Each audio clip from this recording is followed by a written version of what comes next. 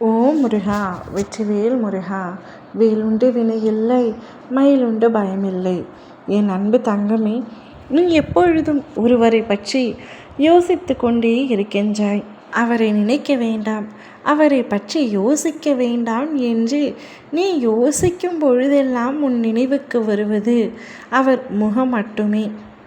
நீ எங்கு சென்றாலும் அவரை நினைக்காமல் நிம்மதியாக இருக்க வேண்டும் என்று நினைக்கும் பொழுதெல்லாம் ஏதாவது ஒரு இடத்தில், பெயரில், பாடலில், காட்சிகளில் அவருடைய நினைவு வருகின்ற மாதிரி சம்பவம் நடக்கின்றது.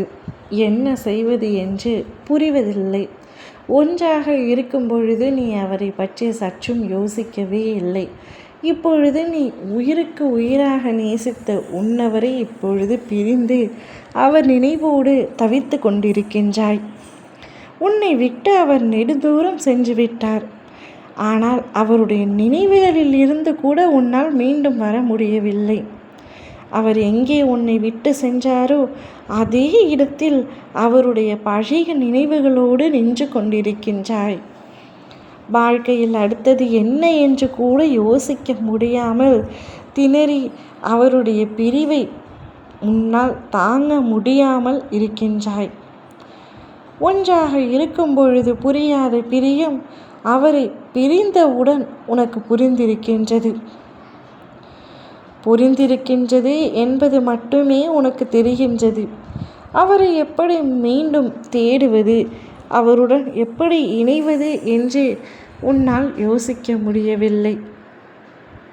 அவர் உன்னை விட்டு வேண்டாம் என்று சென்று விட்டார். மீண்டும் அவரையே நினைத்து கொண்டிருந்தால் உன்னுடைய வாழ்க்கையை யார் வாழ்வார் தங்கமே? நீதான் உனக்கான வாழ்க்கையை வாழ வேண்டும். நீ நேசிப்பது அவரைத்தானே, உன்னை விட்டு சென்ற அந்த ஒருவரைத்தானே.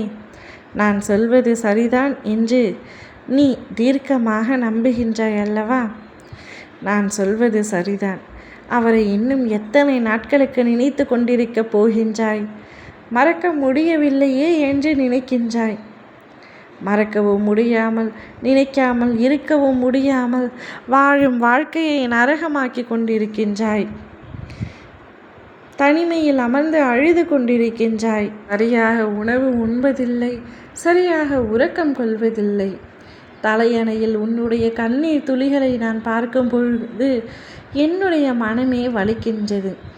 கவலை வேண்டாம் தங்கமே, அவரையே உன்னை தேடி நான் வர வைக்கின்றேன்.